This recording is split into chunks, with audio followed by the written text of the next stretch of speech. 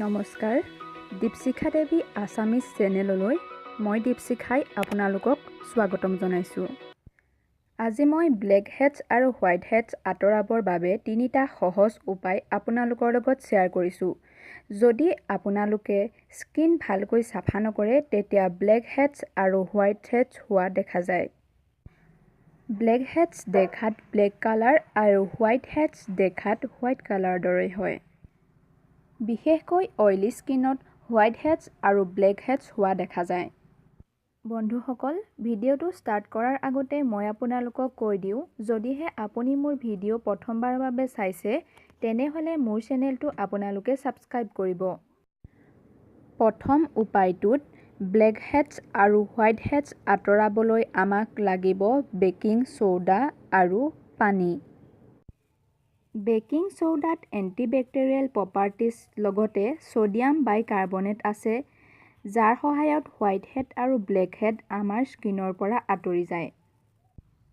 ইয়াৰ বাবে আপোনালোকে এচামুচ বেকিং চ'ডাত এচামুচ পানী মিলাই এটা ভালদৰে পেষ্ট বনাই ল'ব আৰু আপোনাৰ য'ত ব্লেক হেডছ আৰু হোৱাইট হেডছ আছে তাত লগাই 5 মিনিটৰ বাবে থৈ দিব।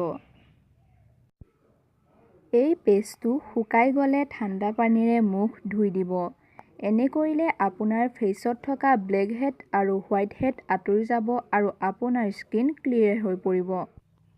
দ্বিতীয় উপায়টোত আমাক লাগিব মৌ আৰু চেনি। মৌত এণ্টিবেক্টেৰিয়েল প্ৰপাৰ্টিজ আছে, যিয়ে আমাৰ ছালখন ভালকৈ চাফা কৰে। ইয়াৰ বাবে আপুনি এচামুচ মৌত এচামুচ চেনি মিলাই এটা পেষ্ট তৈয়াৰ কৰি ল'ব। এই পেষ্টটো হোৱাইট হেডছ আৰু ব্লেক হেডছ হোৱা ঠাইত ভালদৰে ঘঁহি ঘঁহি লগাব আৰু মাছাজ কৰিব।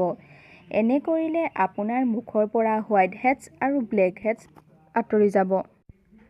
থাৰ্ড উপায়টোৰ বাবে আমাক লাগিব বেকিং চ'ডা, হোৱাইট কলগেট আৰু এডাল টুথব্ৰাছ।